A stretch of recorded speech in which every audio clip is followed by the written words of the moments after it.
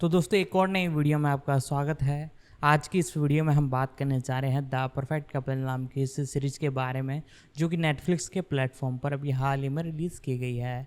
जी हाँ दोस्तों, ये एक ड्रामा रोमांटिक सीरीज है। तो आज इसी के बारे में पूरी जानकारी आपको बताएगा, इसके fact, detail, update, pre production, religion, casting के बारे में। तो वीडियो को लाइक कर दे, चैनल को सब्सक्राइब करके बेल आइकन दबाकर इसे ऑल पर सेट कर दे। अब इसके बारे में हम जानना चालू करते हैं। द परफेक्ट कपल एक अमेरिकी मिस्ट्री ड्रामा सीरीज है जिसमें Nicole Kidman, Liev Schreiber, Dakota Fanning और ईव हेवसन ने अभिनय किया है।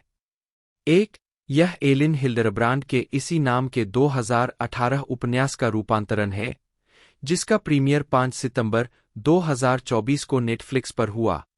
2-3 सार अमेलिया ह्यूसन नैनटकेट के धनी विनबरी परिवार में शादी करने वाली है, लेकिन उनकी कुलमाता उपन्यासकार ग्रीर गैरिसन विनबरी किडमैन इस बात से सहमत नहीं है।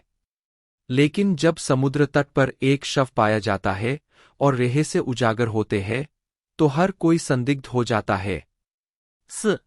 गालना मुख्य निकोल किडमैन ग्रीर गैरिसन विनबरी के रूप में एक प्रसिद्ध उपन्यासकार और बेंजी की मां लिव श्रेइबर टैग विनबरी के रूप में बेंजी के पिता ईव हेवसन अमेलिया सेक्स दुल्हन के रूप में बिली हाउल दूल्हे बेंजी विनबरी के रूप में मेघन फही मेरिट मोनाको के रूप में अमेलिया की सबसे अच्छी दोस्त डोना लिन चैम्पलिन जासूस निक्की हेनरी के रूप में 5 जैक रेनोर थॉमस विनबरी बेंजी के बड़े भाई 5 माइकल बीच डैन कार्टर पुलिस प्रमुख 6 ईशान खट्टर शूटर डिवल के रूप में बेंजी का सबसे अच्छा दोस्त 5 सैम निवोला विल विनबरी के रूप में बेंजी के छोटे भाई 5 मिया इसहाक क्लो कार्टर के रूप में पुलिस प्रमुख की बेटी 5 डकोटा फैनिंग एबी विनबरी के रूप में भाभी पुनरावर्ती इसाबेल अज्जानी इसाबेल नलेट एक पारिवारिक मित्र 5 Tim Begley Roger Pelton Adina Porter Enid Collins Irina Dubova Gosia के रूप में डेंड्री टेलर करेन सेक्स के रूप में माइकल मैकग्राडी ब्रूस सेक्स निक सेर्सी डिप्टी कार्ल के रूप में थॉमस फ्लेनागन ब्रॉडरिक ग्राहम एपिसोड नहीं शीर्षक निर्देशक द्वारा लिखित मूल रिलीज की तारीख शादी की पूर्व संध्या की हार्दिक शुभकामनाएं सुजैन बियर जेना लामिया 5 सितंबर 2024 2 वह ऐसा कभी नहीं करेगी सुजैन बियर जेना लामिया और ब्रायन एम होल्डमैन 5 सितंबर 2024 3 परफेक्ट परिवार सुजैन बियर जेना लामिया और लीला कोहन 5 सितंबर 2024 4 किसी को चोट लग सकती है सुजैन बियर जेना लामिया और कोर्टनी ग्रेस और एवलिन यवेस 5 सितंबर 2024 5 never gonna give you up Susanne Bier Jenna Lamia और एलेक्स बर्गर 5 सितंबर 2024 6 यह अच्छा लगता है सुजैन बियर जेना लामिया 5 सितंबर 2024 उत्पादन विकास हिल्डरब्रांड उपन्यास का एक रूपांतरण 2019 में फॉक्स एंटरटेनमेंट में काम कर रहा था। 7 दिसंबर 2019 में जेना लामिया को इस परियोजना के लिए पुस्तक को अनुकूलित करने की घोषणा की गई थी। लेमिया को शोरनर और बियर को अनुकूलन के लिए निर्देशक के रूप में काम करने का खुलासा किया गया था, जिसे अगस्त 2022 में नेटफ्लिक्स द्वारा 6 भाग की श्रृंखला के रूप में हरी झंडी दी गई थी। लेमिया, बियर और पुस्तक के लेखक हिल्डरब्रांड कार्यकारी निर्माता के रूप में ब्लॉसम फिल्म्स के लिए निकोल किडमैन और पेरसारी, 21 लैब्स एंटरटेनमेंट के शॉन लेवी और जोश बैरी और द जैकल ग्रुप के लिए गेल बर्मन और हेंड बगदादी के साथ है। 8 उपन्यास में बदलावों में दुल्हन का नाम सेलेस्टे ओटिस से बदलकर अमेलिया सेक्स करना शामिल है। 10 शोरनर जेना लामिया ने बाद में खुलासा किया कि श्रृंखला में विशेष रूप से बिग लिटिल लाइज के साथ किसी भी समानता को स्पष्ट करने के लिए समायोजन किए गए थे। 11. ये बदलाव निकोल किडमैन के प्रोजेक्ट में शामिल होने के बाद किए गए थे। 12. सुजैन बियर ने खुलासा किया कि उन्होंने सीरीज का निर्देशन करने के लिए द नाइट मैनेजर के सीजन 2 को निर्देशित करने का अवसर अस्वीकार कर दिया। 13. रलाई। मार्च 2023 में रिपोर्टें सामने आईं कि Nicole Kidman, Liev Schreiber, Dakota Fanning और कई अन्य संभावित कलाकार श्रृंखला में अभिनय करने के लिए तैयार थे।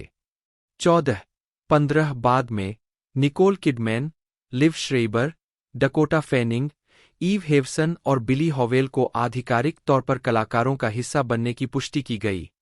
एक शेष कलाकारों में ईशान खट्टर, जैक रेनोर, सैम निवोला, मिया इसाक, डोना लिन चैम्पलिन और इसाबेल अज्जानी शामिल थे। 5 बाद में उसी महीने उमर एप्स कलाकारों में शामिल हो गए। फिल्माने। मुख्य फोटोग्राफी अप्रैल से जून 2023 तक मैसाचुसेट्स में चैथम, ईस्टवर्ड पॉइंट, हार्विक और केप कॉड के आसपास के फिल्मांकन स्थानों के साथ निर्धारित की गई थी। 16, 17, 18 नानकुट और चैथम में फिल्मांकन सितंबर 2023 में सैगाफ्त्रा यूनियनों के हड़ताली सदस्यों द्वारा रोका गया था। 2023 WGA हड़ताल और 2023 सैगाफ्त्रा हड़ताल के कारण 8 महीने के अंतराल के बाद कलाकारों के सेट पर लौटने के बाद सुजैन बियर ने शुरुआती क्रेडिट के लिए एक फ्लैशमॉब शैली नृत्य अनुक्रम का प्रस्ताव रखा। हालांकि कलाकारों ने शुरू में इस विचार को अस्वीकार कर दिया। अर्श मुक्त करना। यह सीरीज 5 सितंबर 2024 को नेटफ्लिक्स पर रिलीज की गई थी। स्वागत। समीक्षा एग्रीगेटर वेबसाइट रॉटन टोमाटोज ने 26 आलोचकों की समीक्षाओं के आधार पर 6.2/10 की औसत रेटिंग के साथ 58% अनुमोदन रेटिंग की सूचना दी। 21 मेटाक्रिटिक, जो भारित औसत का उपयोग करता है, ने 21 आलोचकों के आधार पर 100 में से 68 का स्कोर दिया, जो आमतौर पर अनुकूल समीक्षा दर्शाता है। अशार। द गार्जियन की लूसी मैंगन ने इसकी अच्छी तरह से तैयार की गई साजिश के लिए श्रृंखला की प्रशंसा की, यह देखते हुए कि मोड़ और खुलासे पूरी तरह से समय पर है, जिससे इसे शुरू करने के बाद देखना बंद करना मुश्किल हो जाता है। उन्होंने डोना लिन चैम्पलिन के जासूस निक्की हेनरी के चित्रण पर प्रकाश डाला, उन्हें शो का सितारा कहा। 23 द इंडिपेंडेंट के निक हिल्टन ने इसकी तेज गति और गहराई की कमी के लिए श्रृंखला की आलोचना की, यह देखते हुए कि जल्दबाजी में कहानी कहने से गैररेखीय समयरेखा असंगत लगती है। उन्होंने बिग लिटिल लाइज से तुलना करते हुए कहा कि श्रृंखला में उस नाटक के तनाव और साजिश का अभाव है, जिससे दर्शकों को दोषपूर्ण जीवन का चित्रण मिलता है, जो समान रूप से दोषपूर्ण और अधूरा लगता है। 24 विशेषाधिकार और पारिवारिक गतिशीलता जैसे विषयों पर अपने परिचित दृष्टिकोण के साथ साथ कुछ हद तक अतिरंजित कथानक और पात्रों के बावजूद मजबूत प्रदर्शन और निर्देशन इसे एक मनोरंजक ग्रीष्मकालीन शो बनाते हैं। अशो कोलाइडर की तानिया हुसैन ने देखा कि श्रृंखला ने प्रभावी रूप से डार्क कॉमेडी और रहस्य को मिश्रित किया, जिससे एक मनोरंजक और अप्रत्याशित कथा का निर्माण हुआ। निकोल किडमैन और ईव हेवसन ने बारीक प्रदर्शन दिए, जबकि तीखी सामाजिक टिप्पणी और आश्चर्यजनक दृश्यों ने विशेषाधिकार और शक्ति के विषयों को बढ़ाया। हालांकि जल्दबाजी में किया गया अंत कुछ कथानकों को अनसुलझा छोड़ देता है, जिससे समग्र प्रभाव थोड़ा कम हो जाता है। 26 एवी क्लब की सलोनी गज्जर ने कहा कि एक प्रतिभाशाली कलाकार और सुंदर सेटिंग के बावजूद श्रृंखला सपाट हो जाती है, क्लिच से दबी हुई है और इसमें गहराई की कमी है।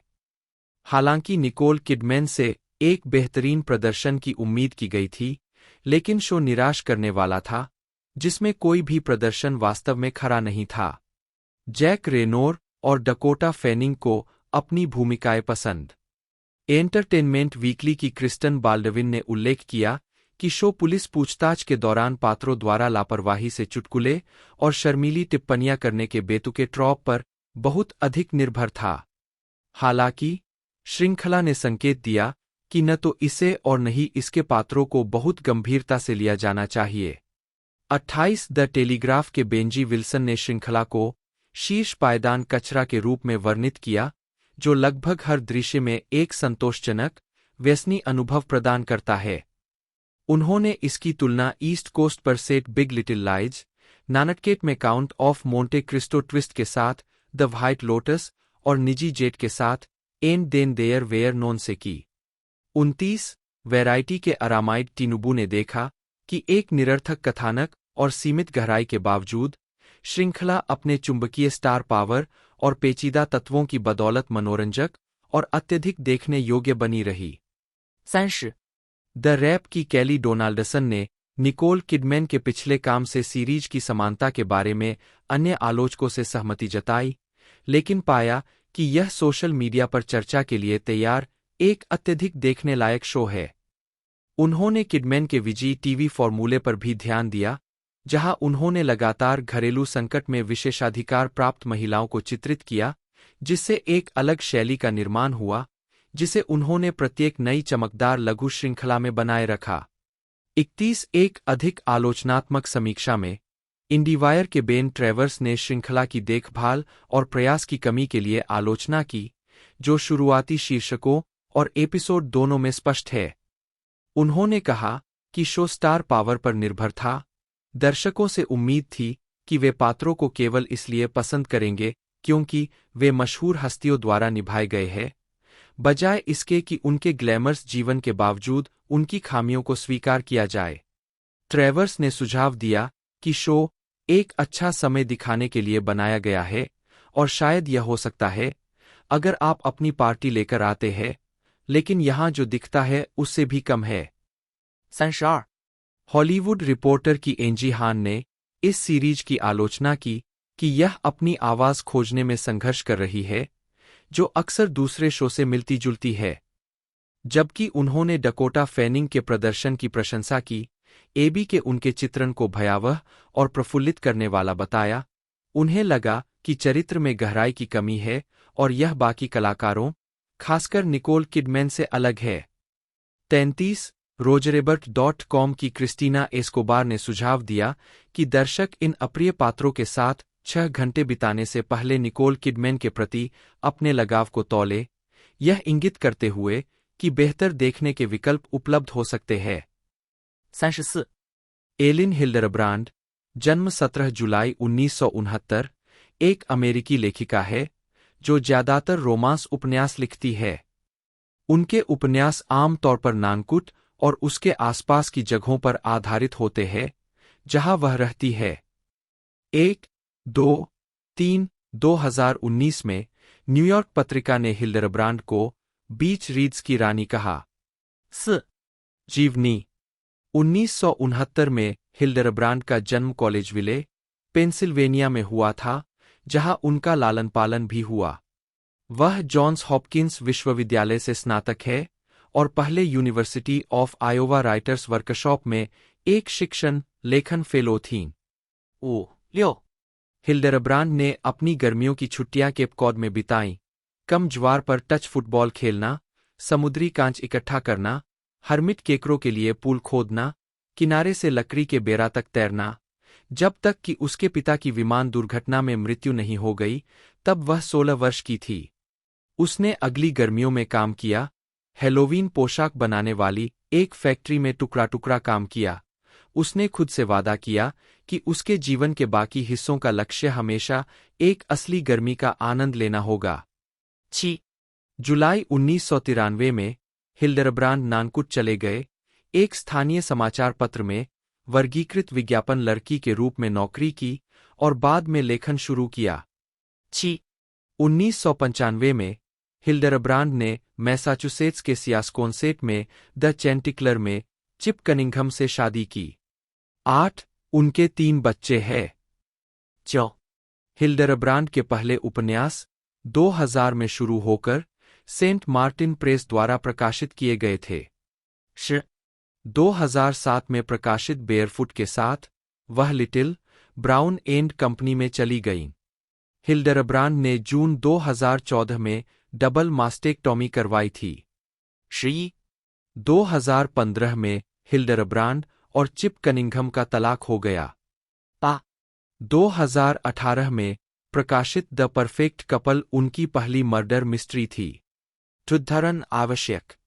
अभिनेत्री एलेन पोम्पियो हिल्डरब्रांड की पैराडाइज ट्रिलॉजी को एक टीवी श्रृंखला में रूपांतरित करने में एबीसी के साथ काम कर रही है, जहां वह ग्रेज एनाटॉमी में मुख्य भूमिका के रूप में अपनी विदाई के बाद अभिनय करेंगी। उनके उपन्यास द परफेक्ट कपल 2018 को टेलीविजन स्ट्रीमिंग सेवा नेटफ्लिक्स द्वारा इसी नाम की एक मिनी सीरीज के रूप में रूपांतरित किया जा रहा है, जिसमें Nicole Kidman, Liev श्रेइबर, ewe Hewson और डकोटा फैनिंग मुख्य भूमिका में है। मुख्य फोटोग्राफी 2023 में शुरू हुई। यह सीरीज 5 सितंबर 2024 को रिलीज के लिए तैयार है।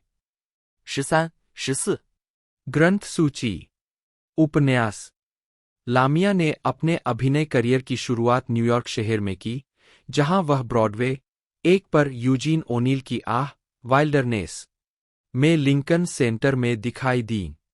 2 वह जल्द ही टेलीविजन और फिल्मों में दिखाई देने लगी और उन्हें द फाइटर 3 में शेरी वार्ड के रूप में मार्क वाहलबर्ग और क्रिश्चियन बेल के साथ, 4 लॉ एंड ऑर्डर एसवीयू में सियोभान मिलर, ओज में कैरी शिलिंगर और एमी सेडारिस के साथ, कॉमेडी सेंट्रल के स्ट्रेंजर्स विद कैंडी में पोपी डाउन्स के रूप में उनकी भूमिकाओं के लिए जाना जाता है। अपने करियर के दौरान वह 30 से अधिक टेलीविजन शो और फीचर फिल्मों में ऑन और ऑफ ब्रॉडवे दिखाई दीं और फिल्म और टेलीविजन के लिए वीडियो गेम और एनिमेटेड पात्रों को आवाज दी। 5 ऑडियोबुक वर्णन। ऑडियोबुक नैरेटर के रूप में लामिया ने ऑडियोफाइल पत्रिका से कई गोल्डन ईयरफोन पुरस्कार जीते हैं। 6 और उन्हें ऑडियो पब्लिशर्स एसोसिएशन द्वारा 2010 में वर्ष की महिला नैरेटर नामित किया गया था। 7 इसके अलावा 2010 में उन्होंने द चॉसन वन के लिए सर्वश्रेष्ठ एकल वर्णन महिला का पुरस्कार जीता।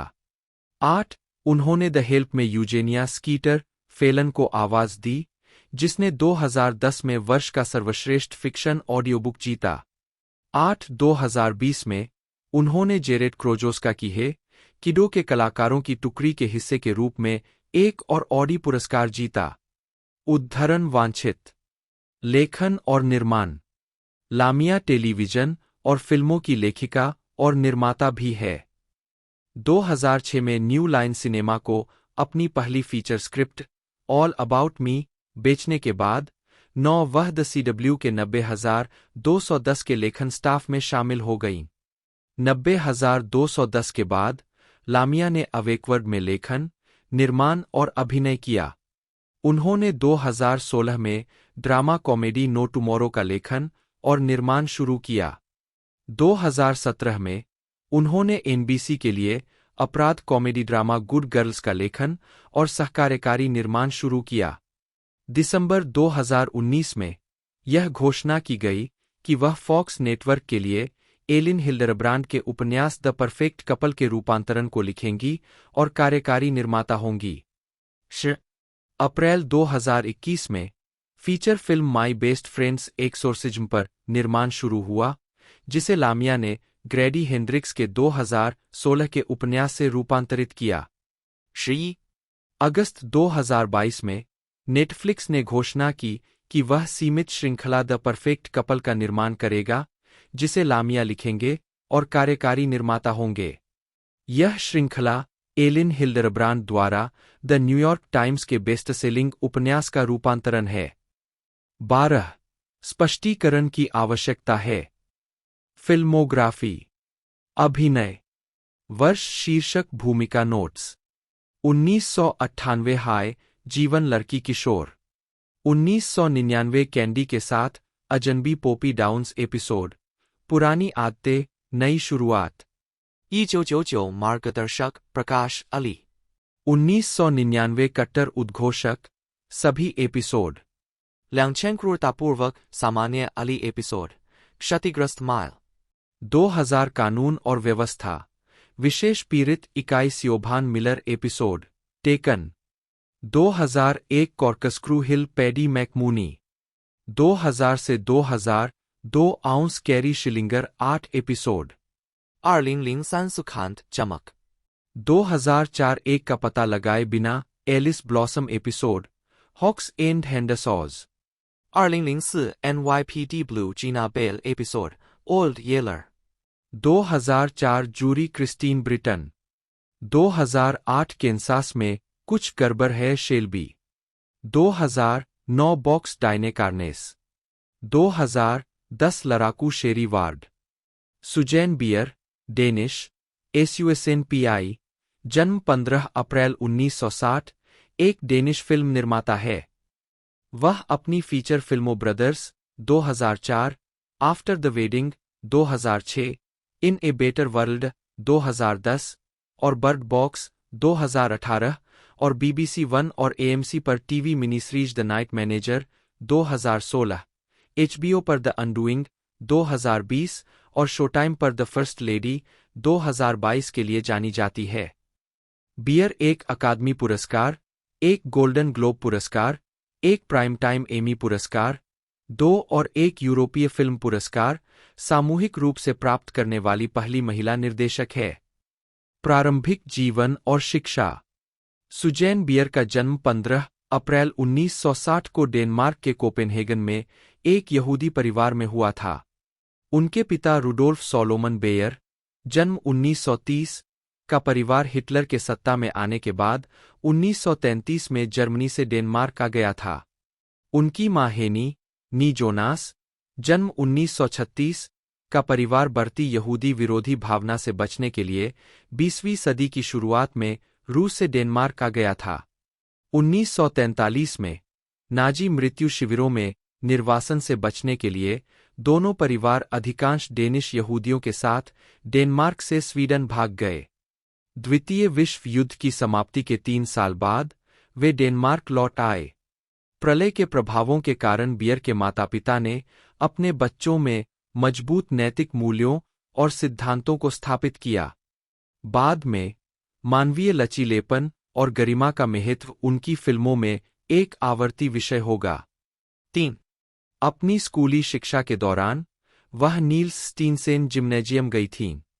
एक वयस्क के रूप में मीडिया को दिए गए साक्षात्कारों में बियर ने खुद को एक बच्चे के रूप में सामाजिक कौशल की कमी के रूप में वर्णित किया, जिसे लड़कों के साथ फुटबॉल खेलना पसंद था और दूसरों के साथ बातचीत करने के बजाय किताबें पढ़ना पसंद था।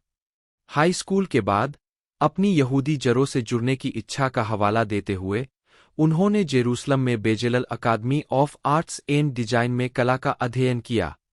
बाद में वह अंतः फिल्म में लौटने और 1987 में डेनमार्क के नेशनल फिल्म स्कूल से स्नातक होने से पहले लंदन में आर्किटेक्चरल एसोसिएशन में वास्तुकला का अध्ययन करेंगी। 4 डे सालिगेस 1987, बियर की स्नातक फिल्म ने म्यूनिक फिल्म स्कूल समारोह में प्रथम पुरस्कार जीता और बाद में चैनल 4 द्वारा वितरित किया गया। 5. आजीविका। संगीत वीडियो, विज्ञापनों और फीचर फिल्मों फ्रायड फ्लिटर हेमेफ्रा, फ्रायड्स लिविंग होम 1990, डेट ब्लिर आई फैमिलियन, फैमिली मैटर्स 1993, पेंशनेट ऑस्कर, like it was never before 1995 और सेक्टेन, क्रेडो 1997 का निर्देशन करने के बाद बीर ने 1999 में film the one and only के साथ अपने गृह देश डेनमार्क में सफलता हासिल की। जीवन की नाजुकता के बारे में एक रोमांटिक कॉमेडी, फिल्म ने डेनिश फिल्म अकादमी पुरस्कारों की एक श्रृंखला जीती और अभिनेत्री पेप्रिका स्टीन के साथ बीर का रिश्ता स्थापित किया। यह फिल्म डेनमार्क में रिलीज हुई सबसे सफल घरेलू फिल्मों में से एक है। लिवेट एयर एन श्लेगर, वंस इन ए लाइफटाइम 2000 के सहज आकर्षण से हटकर, एल्स्कर डिग फॉर इविगेट, ओपन हार्ट्स 2002 ने बियर के काम को बहुत व्यापक अंतर्राष्ट्रीय ध्यान और प्रशंसा दिलाई। बियर और एंडर्स थॉमस जेनसेन द्वारा बारीकी से देखी गई और खूबसूरती से लिखी गई यह फिल्म टूटी हुई जिंदगियों और आपस में जुड़ी त्रासदियों की एक संवेदनशील और दर्दनाक खोज है। डोगमे 95 विनियमों के तहत बनाई गई इस फिल्म ने अधिक न्यूनतम सौंदर्यशास्त्र की ओर एक कदम भी बढ़ाया। ओपन हार्ट्स के पूरा होने के बाद से बियर की प्रतिष्ठा भयावह ब्रोडरे ब्रदर्स 2004 और भावनात्मक रूप से आकर्षक इफ्टर ब्रिलुपेट आफ्टर द वेडिंग 2006 के साथ बढ़ती रही है, जिसे 2007 के अकादमी पुरस्कारों में सर्वश्रेष्ठ विदेशी भाषा की फिल्म के लिए नामित किया गया था।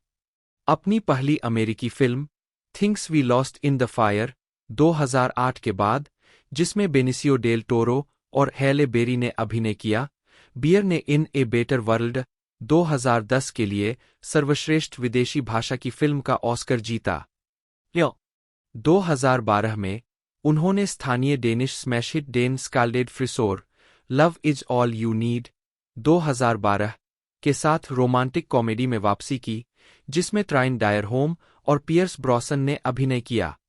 और 2014 में उन्होंने अपनी दूसरी अमेरिकी feature dark romantic drama Serena का निर्देशन किया, जिसमें जेनिफर लॉरेंस और ब्रैडली कूपर ने अभिनय किया, और कुछ ही समय बाद डेनिश ड्रामा ए सेकंड चांस का निर्देशन किया, जिसमें निकोलज कोस्टरवाल्डो, उल्रिच थॉम्सन, निकोलज लीकास और मारिया बोनेवी ने अभिनय किया।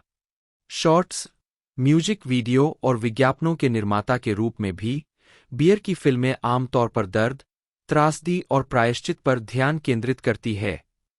बियर को अंतर्राष्ट्रीय प्रोडक्शन कंपनी स्मगलर के साथ एक वाणिज्यिक निर्देशक के रूप में अनुबंधित किया गया है। 2013 में वह 63वें बर्लिन अंतर्राष्ट्रीय फिल्म महोत्सव में जूरी की सदस्य थीं। 1990 के दशक फ्रायड का घर छोड़ना। स्नातक होने के बाद बियर को फ्रायड की लीविंग होम का निर्देशन करने के लिए स्वीडन आमंत्रित किया गया, जिसे फिल्म समीक्षकों द्वारा काफी सराहा गया। यह फिल्म स्वीडन की एक लड़की, फ्रायड, पर आधारित है, जो एक यहूदी परिवार से आती है, और यह स्वीडिश यहूदी संस्कृति को दर्शाने वाली स्वीडन की पहली फीचर फिल्म बन गई। अपने भारी यहूदी फोकस के साथ, फिल्म यहूदी अनुभव को उस हद तक संबोधित करती है जो स्कैंडिनेवियाई सिनेमा में दुर्लभ है। 9 फिल्म ने 10 पुरस्कार जीते और अतिरिक्त 3 के लिए नामांकित हुई। पारिवारिक सिलसिले। उनकी अगली फिल्म फैमिली मैटर्स ने फ्रायड के लीविंग होम में शुरू हुए जटिल, वर्जित पारिवारिक संबंधों की खोज जारी रखी, जिसमें भाई और बहन के बीच अनाचारपूर्ण संबंध भी शामिल थे। एक और केवल एक। बियर ने 1999 में the one and only film के साथ वर्जित विषयों पर वापसी की। यह फिल्म एक डेनिश रोमांटिक कॉमेडी है, जिसमें सिडसे बेबे क्नुडसेन, नील्स ओल्सन, राफेल एडहोम और पेप्रिका स्टीन ने अभिनय किया है। यह कहानी 2 बेवफा विवाहित जोड़ों की है जो पहली बार माता-पिता बनने का सामना करते हैं। इस फिल्म को डेनिश रोमांटिक कॉमेडी में एक आधुनिक बदलाव को चिह्नित करने के लिए माना जाता था। 10 इस फिल्म ने 1999 की सर्वश्रेष्ठ फिल्म के रूप में रॉबर्ट पुरस्कार और बोडिल पुरस्कार दोनों अर्जित किए। खुले दिल। डोगमे 95 घोषणापत्र के प्रभाव के बाद बियर ने 2002 में ओपन हार्ट्स फिल्म का निर्देशन किया। ओपन हार्ट्स 2 जोड़ों की कहानी बताती है, जिनके जीवन एक कार दुर्घटना और व्यभिचार से आघातग्रस्त है। ओपन हार्ट्स को रॉटन टोमाटोज मूवी रिव्यू वेबसाइट पर 96% अनुमोदन रेटिंग मिली। 11 सुजैन बियर को 2002 के टोरंटो अंतर्राष्ट्रीय फिल्म महोत्सव में अंतर्राष्ट्रीय आलोचकों का पुरस्कार मिला, इस तथ्य के लिए कि यह साबित करता है कि डोगमा परिपक्व हो गई है और एक शक्तिशाली सिनेमाई भाषा में परिपक्व हो गई है, जो कुशलता से वास्तविक भावनाओं की मुक्ति को पकड़ती है, जो चरम आघात उसकी फिल्म के पात्रों के जीवन में पैदा करता है। 12 फिल्म ने 2003 में सर्वश्रेष्ठ डेनिश फिल्म के लिए बोडिल और रॉबर्ट दोनों पुरस्कार जीते। बियर की अगली फिल्म में हम 2 भाइयों, माइकल और जेनिक की कहानी का अनुसरण करते हैं। माइकल के चरित्र का एक आशाजनक सैन्य कैरियर है, एक सुंदर पत्नी और 2 सुंदर लड़कियां हैं। माइकल को फिल्म की शुरुआत में अफगानिस्तान में तैनाती के लिए तैयार होते हुए दिखाया गया है। उनके छोटे भाई जैनिक को हाल ही में बैंक डकैती के प्रयास के लिए जेल में डाला गया है। माइकल ने अफगानिस्तान में तैनात होने से एक दिन पहले जैनिक को जेल से उठाया था। उनके पहले से ही तनावपूर्ण रिश्ते को और भी तनावपूर्ण दिखाया गया है। अफगानिस्तान में रहते हुए माइकल के हेलीकॉप्टर को मार गिराया जाता है। सभी सैनिकों को मृत मान लिया जाता है, लेकिन माइकल और उसके नीचे एक साथी सैनिक को कैद कर लिया जाता है। माइकल को अंततः अपने साथी सैनिक को मारने के लिए मजबूर किया जाता है। जैनिक द्वारा सारा का समर्थन किया जाता है, जो सभी बाधाओं के बावजूद परिवार की देखभाल करता है। जल्द ही सारा और जैनिक करीब आ जाते हैं, क्योंकि वह अपने भाई द्वारा पहले निभाई गई जगह भूमिका को पूरा करता है। माइकल को अंततः अमेरिकी सेना द्वारा बचाया जाता है और वह घर लौटने में सक्षम होता है, लेकिन विनाशकारी परिणामों के साथ। फिल्म 2001 में अफगानिस्तान में युद्ध और युद्ध के कैदियों के मनोवैज्ञानिक परिणामों के विषय से निपटती है। कथानक होमर के ओडिसी से प्रेरणा दिखाता है। इसने कई पुरस्कार जीते, जिसमें 2005 सनडांस फिल्म फेस्टिवल में ऑडियंस अवार्ड और Cannes film festival UCMF movie music award शामिल है।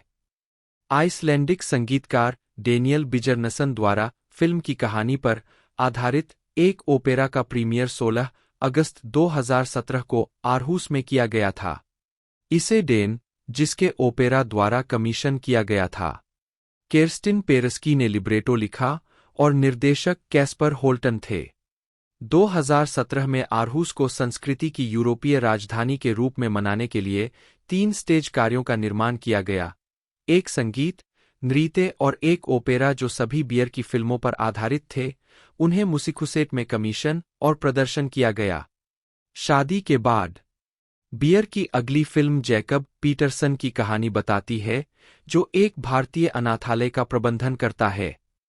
एक छोटे से कर्मचारी के साथ वह अनाथालय को चलाने के लिए जितना हो सके उतना कठिन परिश्रम करता है और व्यक्तिगत रूप से युवा देखभाल में लगा रहता है, विशेष रूप से प्रमोद, एक युवा लड़का जिसकी जैकब ने लड़के के जन्म से ही देखभाल की है।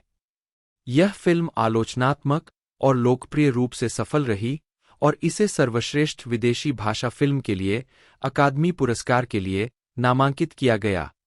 टाइम पत्रिका के रिचर्ड शिकेल ने इस फिल्म को 2007 की शीर्ष 10 फिल्मों में से एक बताया, इसे 4 पर स्थान दिया। इसे एक डार्क, समृद्ध रूप से निर्मित फिल्म कहा, जबकि शिकेल ने फिल्म को संभवतः शैलीगत रूप से पुराने जमाने की और इसके कथानक में हेरफेर करने वाली के रूप में देखा।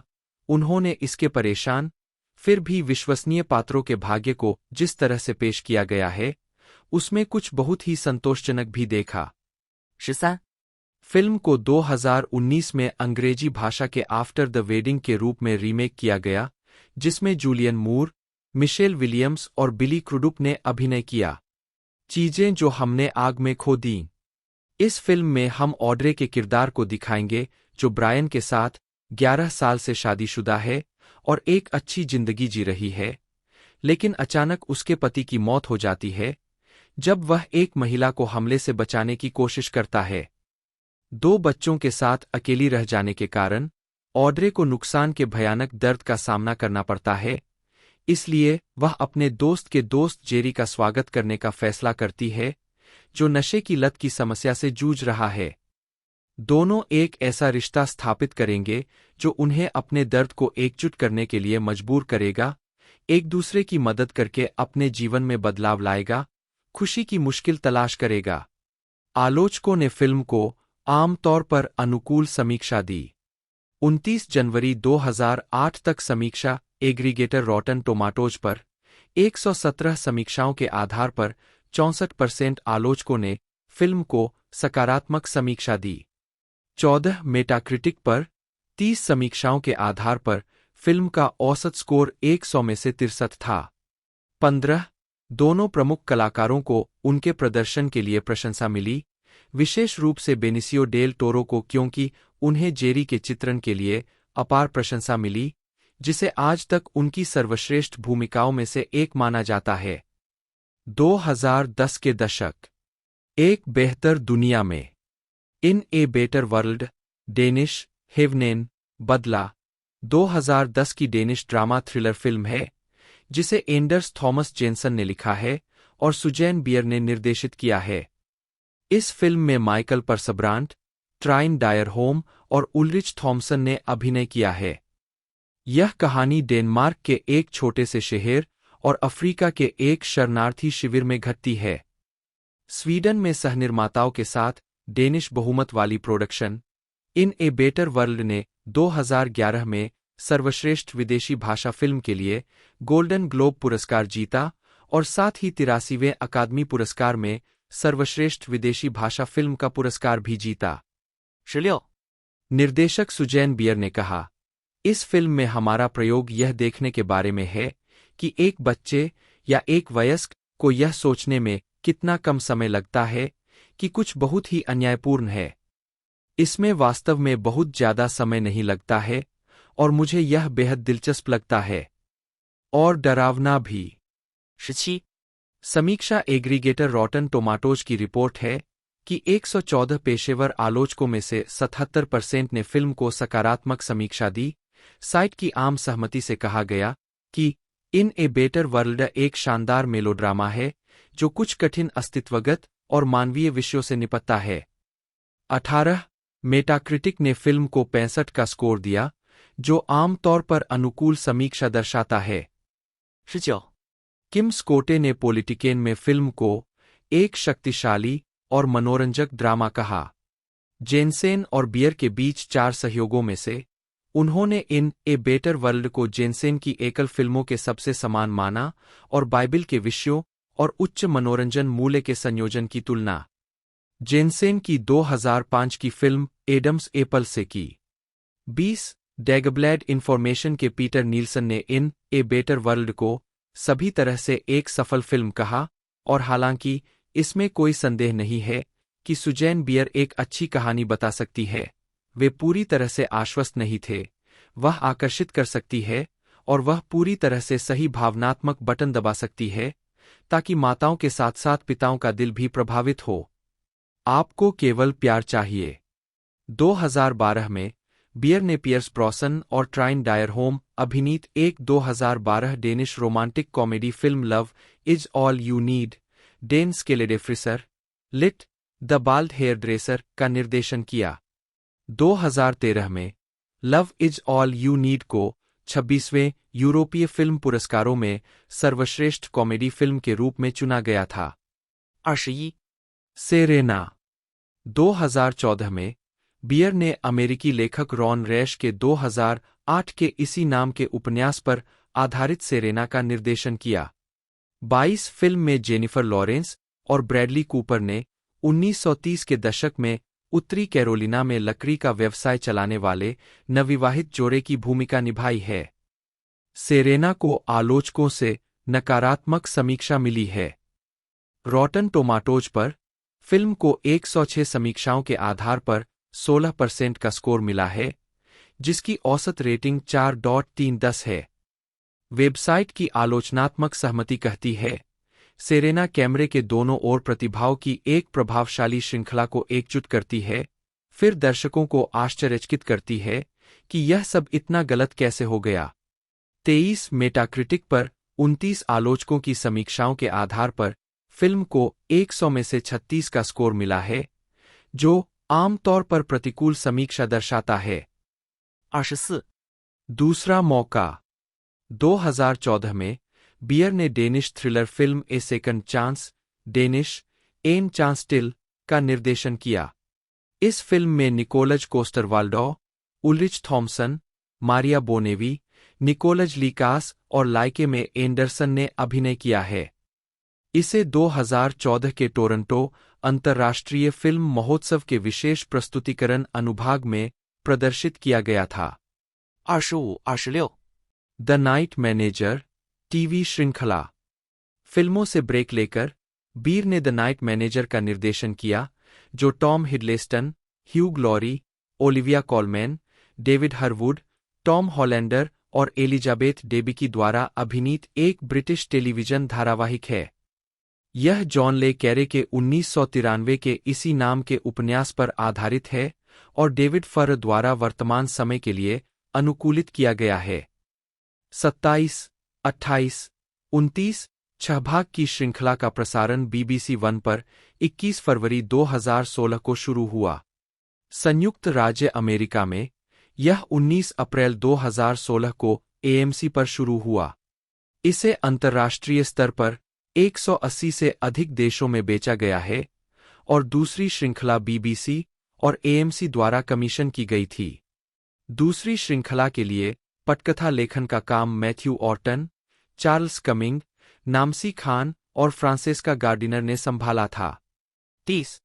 द नाइट मैनेजर की पहली श्रृंखला को 36 पुरस्कारों के लिए नामांकित किया गया था और 11 जीते, जिनमें 2 प्राइम टाइम एमी पुरस्कार, निर्देशक बियर और संगीतकार विक्टर रेयस के लिए 31 और 3 गोल्डन ग्लोब पुरस्कार हिडलेस्टन, कोलमैन और लॉरी के लिए शामिल थे। इस श्रृंखला को आलोचकों की व्यापक प्रशंसा मिली। एडम सिसमैन, ले कैरे के जीवनी लेखक, ने UK के दैनिक समाचार पत्र द डेली टेलीग्राफ में लिखा, उपन्यास को प्रकाशित हुए 20 साल से अधिक हो चुके हैं और उस समय में 2 फिल्म कंपनियों ने इसे रूपांतरित करने का प्रयास किया और असफल रहीं। निष्कर्ष निकाला कि इसे 2 घंटे में संक्षिप्त करना असंभव था, लेकिन यह 6 घंटे का टेलीविजन रूपांतरण उपन्यास को उसका उचित स्थान देने के लिए पर्याप्त है। उन्होंने आगे कहा, और हालांकि ह्यूग लॉरी दुनिया के सबसे बुरे आदमी की भूमिका निभाने के लिए एक आश्चर्यजनक विकल्प लग सकते हैं, लेकिन वे एक भयानक रूप से विश्वसनीय खलनायक के रूप में स्क्रीन पर छाए रहते हैं। सतर्क दर्शक एक दृश्य की पृष्ठभूमि में एक परिचित चेहरे को देख सकते हैं। एक रेस्तरां में जॉन ले कैरे खुद एक कैमियो करते हैं, जैसा कि उन्होंने ए मोस्ट वांटेड मैन और टिंकर टेलर सोल्जर स्पाई की फिल्मों में किया था, लेकिन वे स्क्रीन पर केवल एक पल के लिए दिखाई देते हैं। पलक झपकते ही आप उन्हें मिस कर देंगे। 32. बर्ड बॉक्स फिल्मों में वापसी करते हुए बियर ने बर्ड बॉक्स का निर्देशन किया, जो एक अमेरिकी पोस्ट-एपोकैलिक हॉरर फिल्म है। एरिक हेसेरर द्वारा लिखित पटकथा जोश मालरमैन के 2014 के इसी नाम के उपन्यास पर आधारित थी। फिल्म में सैंड्रा बुलॉक मुख्य भूमिका में है और इसका विश्व प्रीमियर 12 नवंबर 2018 को AFI फेस्ट में हुआ था। इसे नेटफ्लिक्स द्वारा 21 दिसंबर 2018 को दुनिया भर में रिलीज किया गया और यह नेटफ्लिक्स के इतिहास में सबसे ज्यादा देखी जाने वाली फिल्म बन गई। 33. मेटाक्रिटिक पर बर्ड बॉक्स को मिश्रित से लेकर सकारात्मक समीक्षाएं मिली है। 34. फोर्ब्स ने इसे वास्तव में भयानक फिल्म कहा है। 35. 2020 का दशक। द अनडूइंग बियर ने टीवी सीरीज द अनडूइंग का निर्देशन किया, जिसका प्रीमियर अक्टूबर 2020 में HBO पर हुआ और इसमें निकोल किडमैन और ह्यूग ग्रांट ने अभिनय किया। 36. द अनडूइंग हर हफ्ते अपने दर्शकों को बढ़ाने वाली पहली HBO मूल श्रृंखला बन गई। 37. और नेटवर्क का 2020 का सबसे ज्यादा देखा जाने वाला शो बन गया। 38. प्रथम महिला हाल ही में बियर ने showtime limited series the first lady का निर्देशन किया, जिसमें वियोला डेविस, मिशेल फिफर और गिलियन एंडरसन ने अभिनय किया। द फर्स्ट लेडी का प्रीमियर अप्रैल 2022 में होगा। आदर्श जोड़ी ब्रियर ने सीमित श्रृंखला द परफेक्ट कपल बनाई। शैली और विषय बियर की फिल्में अक्सर पारंपरिक पारिवारिक ढांचे से निपटती है, जिसमें वैश्वीकरण, आतंकवाद और युद्ध के दबाव में बुर्जुआ मध्यम वर्ग का पतन और जिस तरह से लोग अपने जीवन के बाहर किसी आपदा या किसी रचनात्मक घटना से निपटते हैं। वह नोट करती है कि पात्रों के जीवन में वह क्षण जो उसे दिलचस्प लगता है वह है जब उनकी सुरक्षा की भावना टूटती है और बाहरी दुनिया दरवाजे पर दस्तक देती है। उनकी फिल्मों में मुख्य प्रश्न नैतिकता के प्रश्न है। क्या विकलांग हो चुके साथी को छोड़ना नैतिक है? क्या व्यक्तिगत भलाई सामान्य भलाई से पहले आती है? और व्यक्ति पर निर्देशित हिंसा का जवाब कैसे दिया जाए? बियर अक्सर सवाल उठाती है, कि कोई बच्चा संकट में है तो कोई कितनी दूर तक जाएगा, अगर सामाजिक सेवाएं मदद करने में असमर्थ या अनिच्छुक लगती है, और कोई अपनी इच्छाओं को पूरा करने के लिए कितनी सीमाएं लांघता है। 39. बियर की निर्देशन शैली खिलाड़ियों को बहुत अधिक स्वतंत्रता देती है, जिससे पाठ और प्रस्तुति दोनों में सुधार की अनुमति मिलती है। उनकी फिल्मों में एक सामान्य दृश्य कोर होता है, उन सभी को कंधे के कैमरे में फिल्माया जाता है, और भावनात्मक चोटियों में आंखों, होठों और उंगलियों के अत्यधिक क्लोजअप का उपयोग किया जाता है। इसके अलावा संपादन पद्धति निरंतर संपादन परंपरा के प्रति वफादार नहीं है, और यह अधिक स्वतंत्र और यादृच्छिक भावना को जोड़ती है। बियर की फिल्मों की खासियत यह है कि उनकी दुखद संरचना के बावजूद नाटकीय घटनाओं का सपाट किया गया है, या वैकल्पिक रूप से प्रमुख घटनाओं का कोई नाटकीयकरण नहीं किया गया है। उदाहरण के लिए, आफ्टर द वेडिंग में पिता और उसकी बेटी के बीच पहली मुठभेड़ के दृश्य में वे दोनों दृश्य के अधिकांश भाग के लिए चुप रहते हैं और पानी की एक बोतल के बारे में बात करते हैं जो वह उसके लिए लाता है। निर्देशन की यह शैली यह एहसास कराती है कि उनकी फिल्मों में कुछ भी नहीं होता है, लेकिन घटनाओं का गहन विश्लेषण दिखाता है कि फिल्में प्राचीन ग्रीस के रंगमंच की नाटकीय संरचना के प्रति वफादार है। इसके अलावा बियर अपनी फिल्मों को थोड़े आशावादी लहजे के साथ खत्म करना सुनिश्चित करती है, कहती है कि हालांकि उनकी फिल्में पूरी तरह से व्यावसायिक नहीं है, वे शुद्ध कला भी नहीं है, और इसलिए उन्हें अपने दर्शकों के साथ संवाद करना चाहिए और उन्हें कुछ रोशनी देनी चाहिए। 40. को प्रभावित। सुसान किंग के लेख में 20 बियर का दावा है कि उनकी यहूदी विरासत में अस्थिरता और उथल-पुथल की भावना के साथ-साथ परिवार की एक मजबूत भावना भी शामिल थी। यह 1933 में जर्मनी से डेनमार्क भागने की उनके पिता की जरूरत से संबंधित है, जहां उनकी मुलाकात बियर की मां से हुई। नाजियों द्वारा डेनमार्क में यहूदियों को घेरने के बाद वे दोनों नाव से स्वीडन भाग गए। मूल रूप से बियर ने खुद को 6 बच्चों वाले एक अच्छे यहूदी व्यक्ति से विवाहित होने की कल्पना की थी। बाद में उसने फैसला किया कि वह अपना करियर बनाना चाहती है। उसकी 2 बार शादी हो चुकी है और उसके 2 बच्चे हैं, गैब्रियल और एलिस। इसके बावजूद वह अभी भी परिवार को अपना सबसे बड़ा प्रभाव मानती है और दावा करती है कि वह अपने बच्चों के बिना कभी फिल्म निर्माता नहीं बन पाती। बियर के लिए परिवार पहचान की भावना है। मैं अपने माता-पिता से हर दिन बात करती हूँ। मेरा अपने चाचा-चाची से बहुत करीबी रिश्ता है, लेकिन मेरे पूर्व पति से भी, जो हमारे साथ रहने के लिए आते हैं। मेरे मन में यह लगभग जुनूनी इच्छा है कि जो भी मेरे करीब है, मैं उनके साथ बहुत गहरा, करीबी, अंतरंग रिश्ता रखना चाहती हूँ। जीने का यह तरीका निश्चित रूप से मेरे द्वारा बताई गई कहानियों को प्रभावित करता है। हालांकि वह अक्सर तीसरी दुनिया के देशों में अंतर्राष्ट्रीय कहानियों को दर्शाती है। बियर कभी अफ्रीका या भारत नहीं गई थीं जब तक कि उन्होंने वहां फिल्में बनाना शुरू नहीं किया। तीसरी दुनिया के बारे में अपनी लगातार रुचि और चित्रण पर बियर जोर देकर कहती है कि यह इस बात की ओर इशारा करता है कि तीसरी दुनिया वास्तव में हमारे जीवन का एक हिस्सा है। यह अपरिहार्य है और हमें इससे संबंधित होने की आवश्यकता है।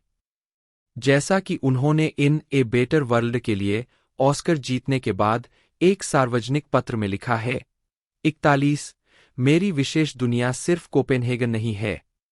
इसे इससे कहीं ज्यादा व्यापक होना था। मेरी दुनिया पहले की तुलना में बड़ी है। सिल्वेन गोल्ड के लेख में 10 बियर का दावा है कि काम करते समय उन्हें आराम की स्थिति में रहना पसंद नहीं है। आमतौर पर उनकी फिल्मों में खुश और सहज किरदारों को अत्यधिक दुख और तबाही की स्थितियों का सामना करना पड़ता है। वह इस जुनून का श्रेय द्वितीय विश्व युद्ध के दौरान अपने माता-पिता के अनुभव को देती है, जब समाज अचानक उनके खिलाफ हो गया क्योंकि वे यहूदी थे। त्रासदी के प्रति इस जुनून के बावजूद बियर कहती है, मैंने बहुत भाग्यशाली, बहुत विशेषाधिकार प्राप्त जीवन जिया है, लेकिन मैं यह पूरी विनम्रता के साथ कहती हूं, क्योंकि यह कल बदल सकता है। लेकिन मेरे पास सहानुभूति रखने, चीजों को महसूस करने की बहुत मजबूत क्षमता है। उनके लगातार लेखन सहयोगी एंडर्स थॉमस जेनसेन ने उनकी इस मानवता की पुष्टि करते हुए कहा कि वह खुद को एक किरदार की जगह पर रखने में बहुत अच्छी है, जो वास्तव में एक उपहार है। बियर इस बात पर भी जोर देती है कि अपनी फिल्मों में उनके नकारात्मक चित्रण के बावजूद वह हमेशा किसी फिल्म को उम्मीद के किसी निशान के साथ खत्म करना चाहती है। वह कभी भी अपने दर्शकों को अलग-थलग नहीं करना चाहती है।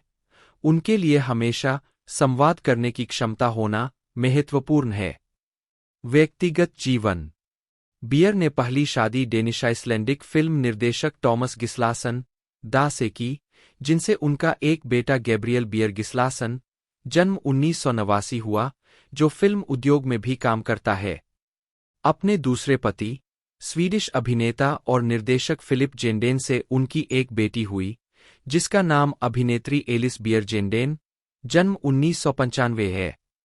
जेंडेन से तलाक के बाद उनके साथी डेनिश गायक और संगीतकार जेस्पर विंगे लिसनर दा है, जिन्होंने उनकी कई फिल्मों के लिए संगीत लिखा है। 43 फिल्मोग्राफी। पतली परत। वर्ष अंग्रेजी शीर्षक मूल शीर्षक श्रेय दिया गया नोट्स। निदेशक लेखक निर्माता। 1989 प्यार पर नोट्स नोट कार्निवल के बारे में नहीं अतिरिक्त नहीं सहायक निर्देशक भी।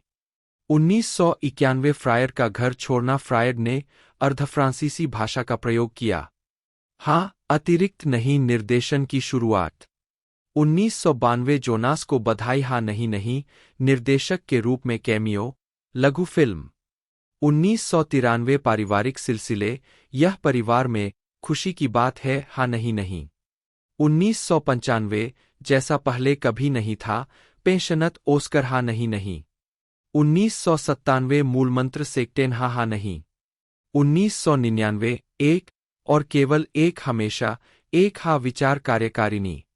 2000 जीवन में एक बार लिवेट आर एन श्लेगर हाँ नहीं नहीं। 2002 खुले दिल एल्सकर खुदाई के लिए एविजिट हाँ हाँ नहीं। 2004 भाई बंधु ब्रोडरे हाँ कहानी नहीं। 2006 शादी के बाद एफ्टर ब्रिल्लुपेट हाँ कहानी नहीं। 2007 चीजें जो हमने आग में खो दी चीजें जो हमने आग में खो दी हाँ नहीं नहीं। 2010 एक बेहतर दुनिया में हेवनेन हाँ कहानी नहीं। 2012 आपको केवल प्यार चाहिए डेन स्काल्डेड फ्रिसोर हा। निकोल मैरी किडमैन एसी, जन्म 20 जून 1967, एक ऑस्ट्रेलियाई और अमेरिकी अभिनेत्री और निर्माता है। कई शैलियों में फिल्म और टेलीविजन निर्माण में अपने काम के लिए जानी जाने वाली, वह 1990 के दशक के उत्तरार्ध से लगातार दुनिया की सबसे अधिक कमाई करने वाली अभिनेत्रियों में शुमार रही है। उनके पुरस्कारों में एक अकादमी पुरस्कार, एक बाफ्टा पुरस्कार, 2 प्राइम टाइम एमी पुरस्कार और 6 गोल्डन ग्लोब पुरस्कार शामिल है। वह 2024 में AFI लाइफ अचीवमेंट अवार्ड सम्मान पाने वाली पहली ऑस्ट्रेलियाई अभिनेत्री बनी। सन किडमैन ने ऑस्ट्रेलिया में अपने करियर की शुरुआत 1983 की फिल्मों बुश क्रिसमस और BMX बैंडिट से की थी, जो दोनों ऑस्ट्रेलिया में दिसंबर 1983 में एक हफ्ते के अंतराल पर रिलीज हुई थीं, और बाद वाली फिल्म अंतर्राष्ट्रीय स्तर पर एक कल्ट फिल्म के रूप में जानी गई। 4.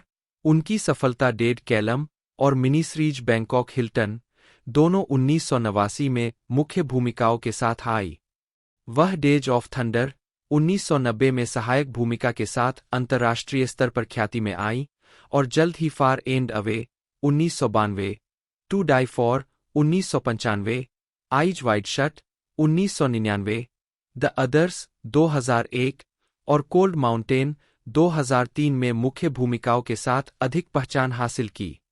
किडमैन ने द ओवर्स 2002 में वर्जीनिया वुल्फ की भूमिका के लिए सर्वश्रेष्ठ अभिनेत्री का अकादमी पुरस्कार जीता। The golden compass 2007, Australia 2008, Paddington 2014, Aquaman 2018, और बॉम्बशेल 2019 जैसी अन्य मुख्यधारा की परियोजनाओं के अलावा वह छोटे पैमाने पर और अक्सर प्रयोगात्मक प्रस्तुतियों में अपने काम के लिए जानी जाती है, जैसे Dogville 2003, birth 2004, Margot at the wedding 2007, the paperboy 2012, Stoker 2013, the killing of a sacred deer 2017, destroyer और बॉय इरेज्ड दोनों।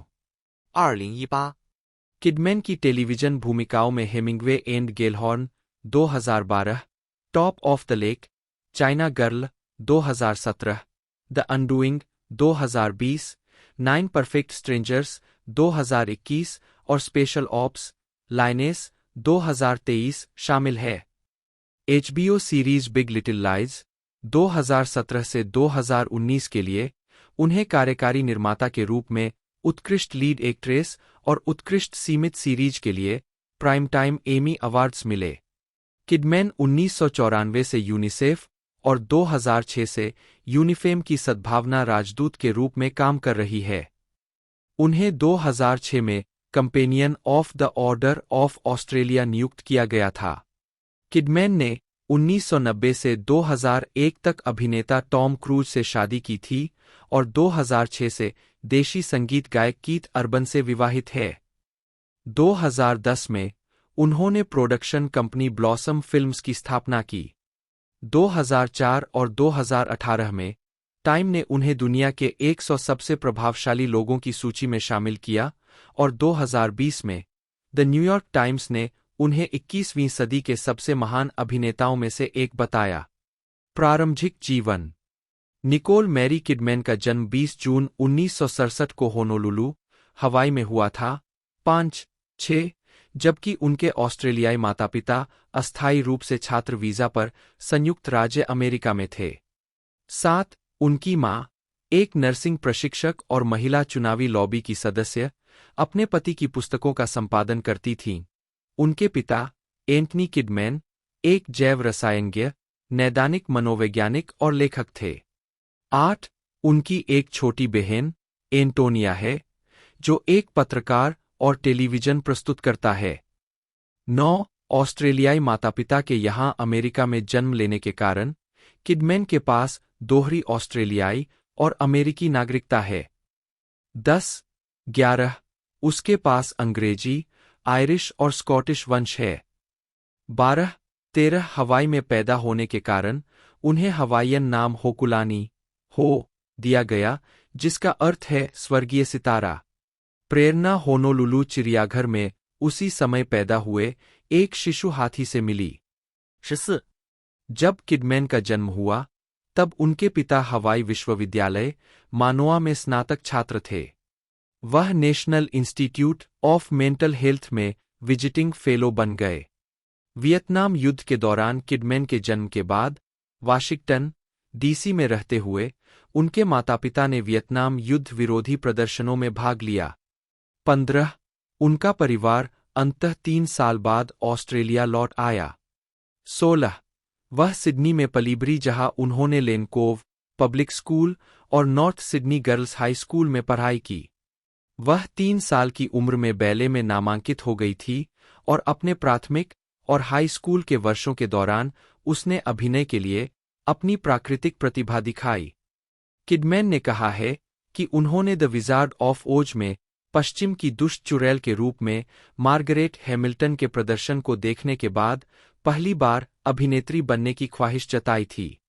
18 उन्होंने खुलासा किया कि वह एक बच्चे के रूप में डरपोक थीं। उन्होंने कहा, मैं बहुत शर्मीली हूँ, वास्तव में शर्मीली, मुझे एक बच्चे के रूप में हकलाना भी था, जिसे मैंने धीरे धीरे ठीक कर लिया, लेकिन मैं अभी भी उस शर्मीलेपन में वापस आ गई हूँ।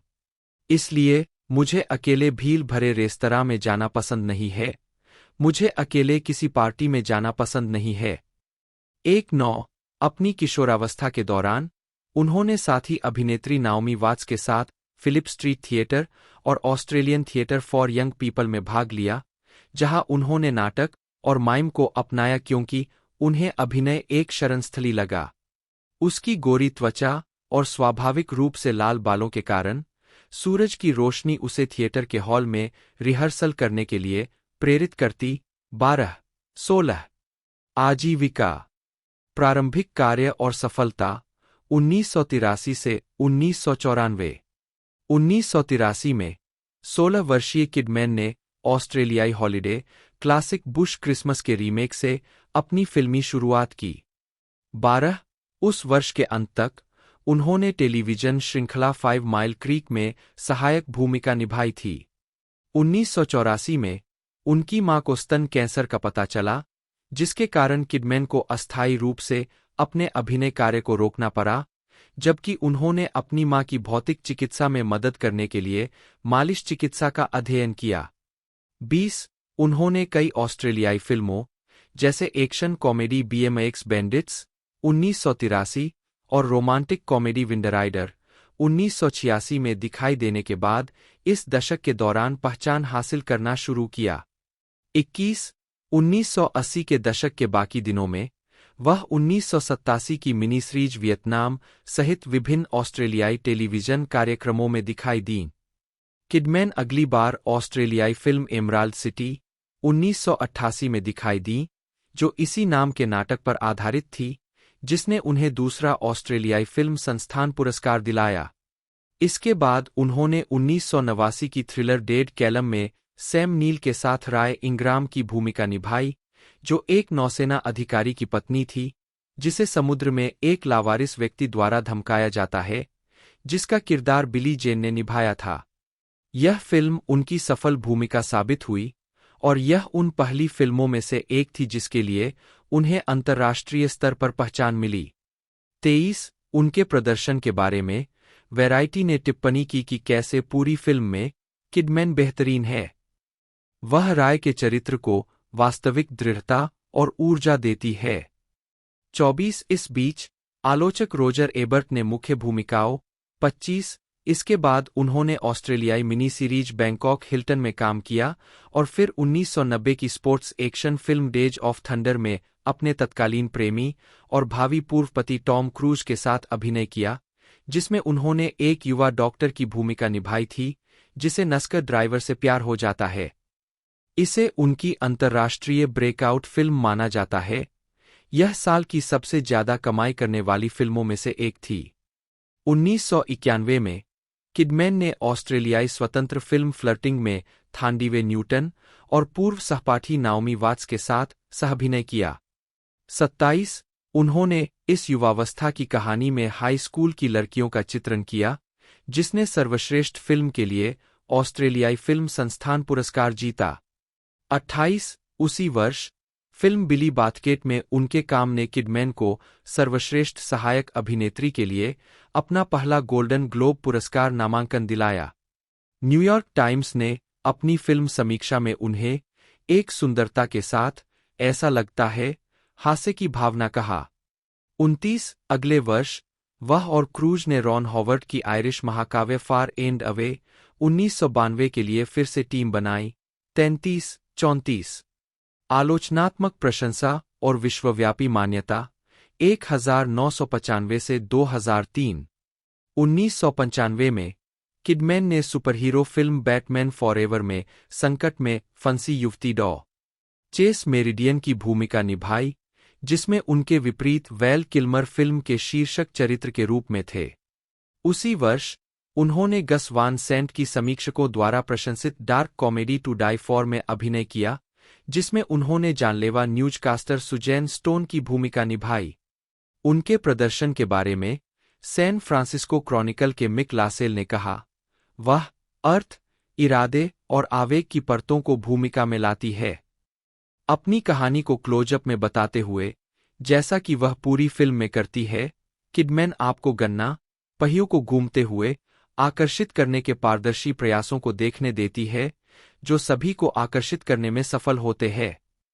35 फिल्म में उनके प्रदर्शन के लिए बाद के वर्षों में वह इसी नाम के उपन्यास पर आधारित the portrait of A lady 1996 में बारबरा हर्शे और जॉन माल्कोविच के साथ दिखाई दी और जॉर्ज क्लूनी के साथ द पीसमेकर 1997 में परमाणु विशेषज्ञ डॉ जूलिया केली की भूमिका निभाई। बाद की फिल्म ने दुनिया भर में 110 मिलियन अमेरिकी डॉलर की कमाई की। 1998 में उन्होंने रोमांटिक कॉमेडी प्रैक्टिकल मैजिक में सैंड्रा बुलॉक के साथ दो चुड़ैल बहनों की भूमिका निभाई, जो एक खतरनाक अभिशाप का सामना करती है जो उन्हें स्थायी प्यार पाने से रोकता है। हालांकि फिल्म अपने उत्तरी अमेरिकी शुरुआती सप्ताहांत में चार्ट में शीर्ष पर रही, लेकिन यह बॉक्स ऑफिस पर व्यावसायिक रूप से असफल रही। 39 वह उसी वर्ष डेविड हरे के नाटक द ब्लू रूम के लिए मंच पर लौटीं। किडमैन 2001 के कान फिल्म महोत्सव में मॉलिन रूज के प्रीमियर में भाग लेती हुई।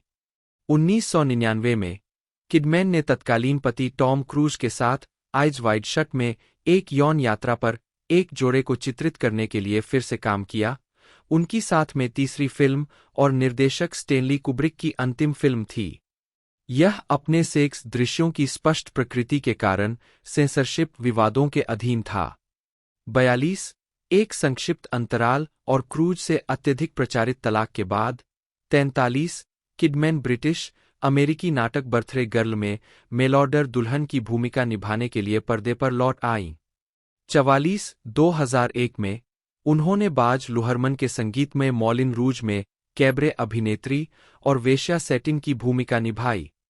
CNN के पॉल क्लिंटन ने इसे टू डाई फॉर के बाद से उनका सर्वश्रेष्ठ काम कहा और लिखा, वह सेटिन के रूप में शानदार और तेजस्वी है।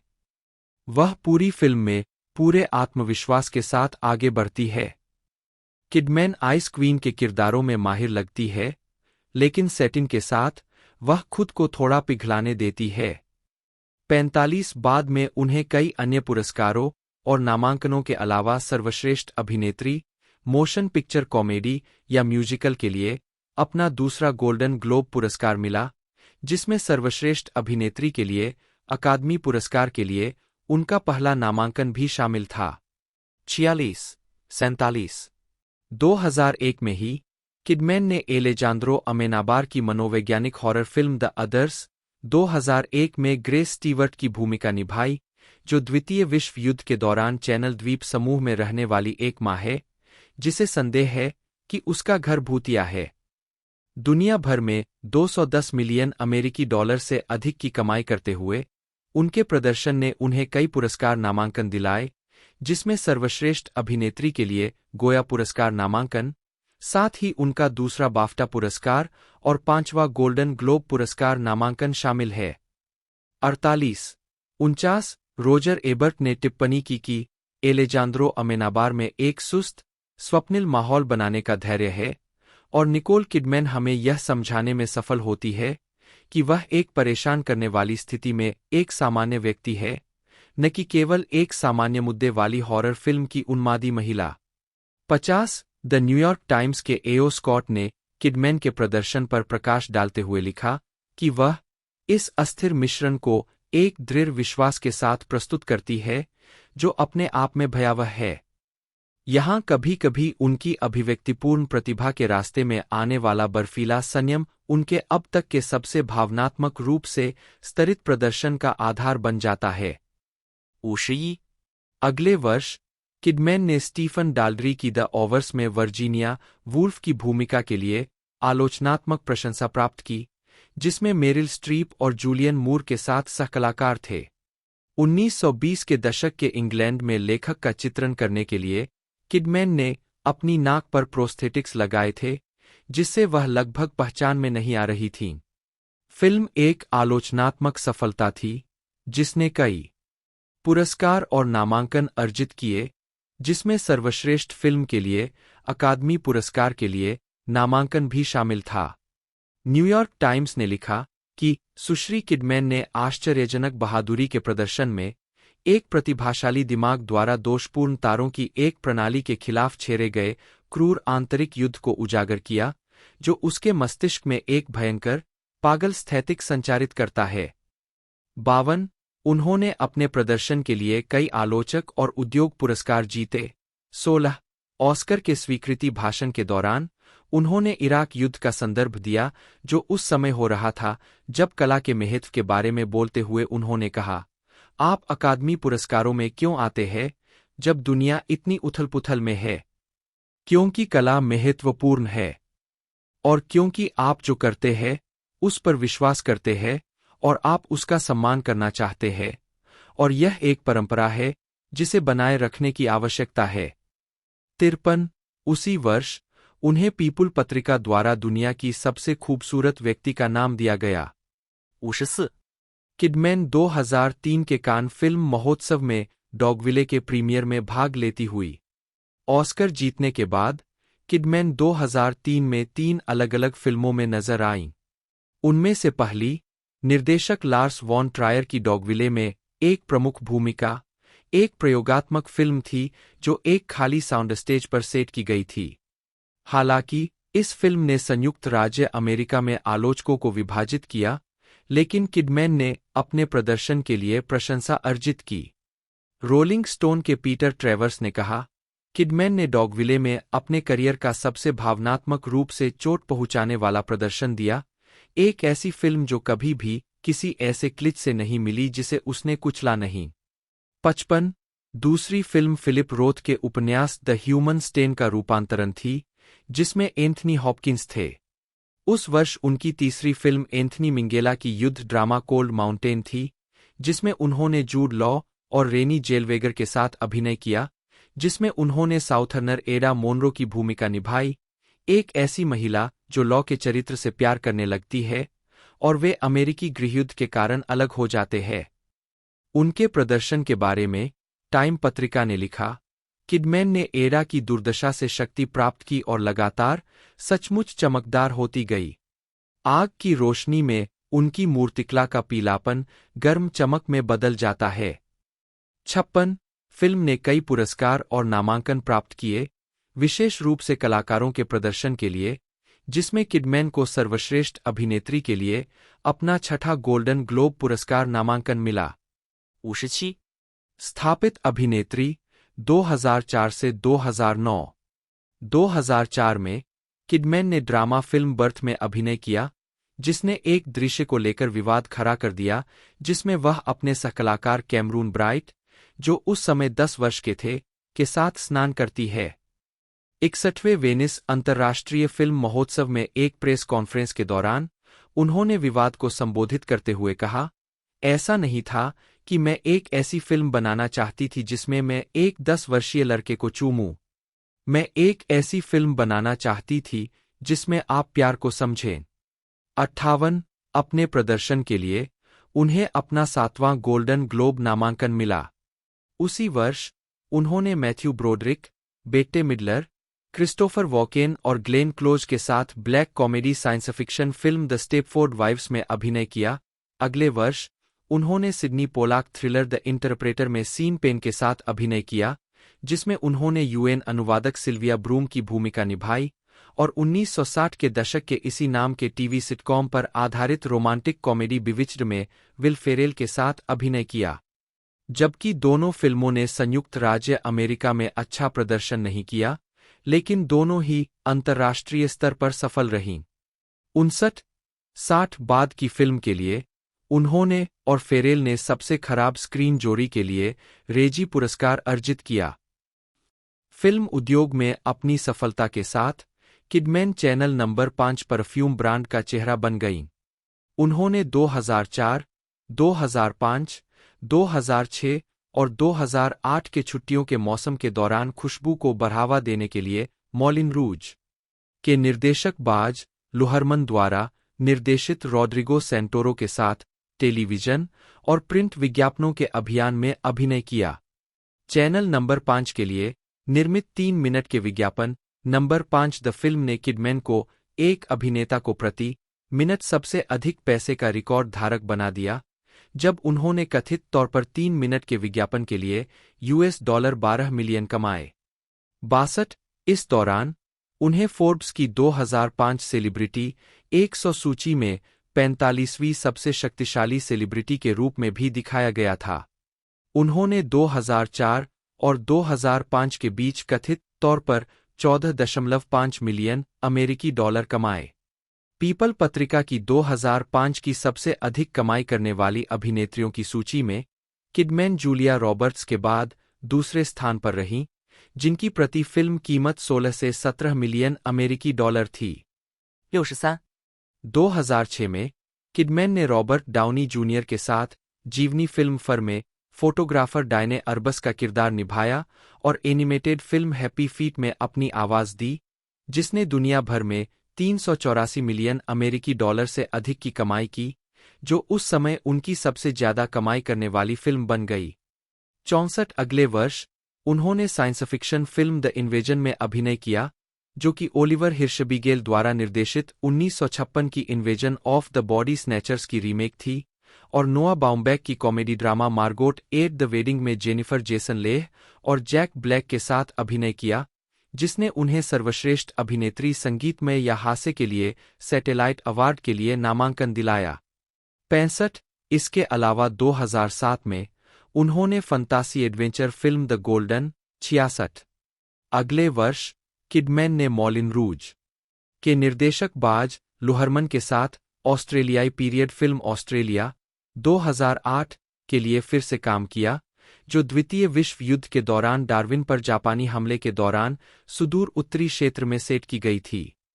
ह्यूग जैकमैन के साथ अभिनय करते हुए उन्होंने एक अंग्रेज महिला की भूमिका निभाई, जो महाद्वीप से अभिभूत महसूस कर रही थी। हालांकि फिल्म को आलोचकों से मिश्रित समीक्षा मिली। 67 यह बॉक्स ऑफिस पर सफल रही, जिसने 130 मिलियन डॉलर के बजट के मुकाबले दुनिया भर में 211 मिलियन डॉलर से अधिक की कमाई की। 68 209 में वह रॉब मार्शल के संगीत में 9 में दिखाई दी, जिसमें उन्होंने म्यूज क्लाउडिया जेनसेन की भूमिका निभाई। फिल्म को कई गोल्डन ग्लोब पुरस्कार और अकादमी पुरस्कार नामांकन प्राप्त हुए, जिसमें किडमैन ने मोशन पिक्चर अवार्ड में एक कलाकार द्वारा उत्कृष्ट प्रदर्शन के हिस्से के रूप में अपना चौथा स्क्रीन एक्टर्स गिल्ड अवार्ड नामांकन अर्जित किया। 69、जीवनी और स्वतंत्र फिल्में 2010 से 2015 किडमैन ने 2010 के दशक की शुरुआत पुलित्जर पुरस्कार विजेता नाटक रैबिट होल के फिल्म रूपांतरण का निर्माण और उसमें एरॉन एकहार्ट के साथ अभिनय करके की। 70 अपने बेटे की मौत से जूझ रही एक शोकाकुल मां के रूप में उनके अभिनय ने उनकी आलोचनात्मक प्रशंसा अर्जित की और उन्हें एकेडमी पुरस्कार, गोल्डन ग्लोब पुरस्कार और सर्वश्रेष्ठ अभिनेत्री के लिए स्क्रीन एक्टर्स गिल्ड पुरस्कार के लिए नामांकन प्राप्त हुआ। 71 अगले वर्ष वह एडम सैंडलर और जेनिफर एनिस्टन के साथ डेनिस डुगन की romantic comedy just go with it में एक ट्रॉफी पत्नी के रूप में दिखाई दी और बाद में निर्देशक जोएल शूमाकर की एक्शन थ्रिलर ट्रेसपास में निकोलस केज के साथ अभिनय किया, जिसमें सितारों ने बंधक बनाए गए विवाहित जोड़े की भूमिका निभाई। 73、74、सिडनी, ऑस्ट्रेलिया में 2012 ट्रॉपफेस्ट में किडमैन। 2012 में किडमैन ने क्लाइव ओवेन के साथ HBO फिल्म हेमिंग्वे एंड गेलहॉर्न में अभिनय किया, जिसमें पत्रकार जोड़े अर्नेस्ट हेमिंग्वे और मार्था गेलहॉर्न के बीच के संबंधों को दर्शाया गया था। 75 गेलहॉर्न के रूप में उनके प्रदर्शन के लिए उन्हें मिनी सीरीज या मूवी में उत्कृष्ट लीड अभिनेत्री के लिए अपना पहला प्राइम टाइम एमी पुरस्कार नामांकन मिला। 76 उसी वर्ष उन्होंने ली डेनियल के पीट डेक्सटर उपन्यास द पेपर बॉय 2012 के रूपांतरण में death row groupie Charlotte Bless को चित्रित किया।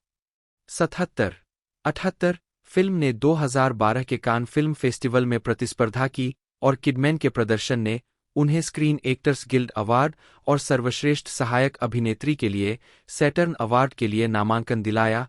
79 अगले वर्ष उन्होंने पार्क चैन-वुक की स्टोकर में एक अस्थिर मां की भूमिका निभाई।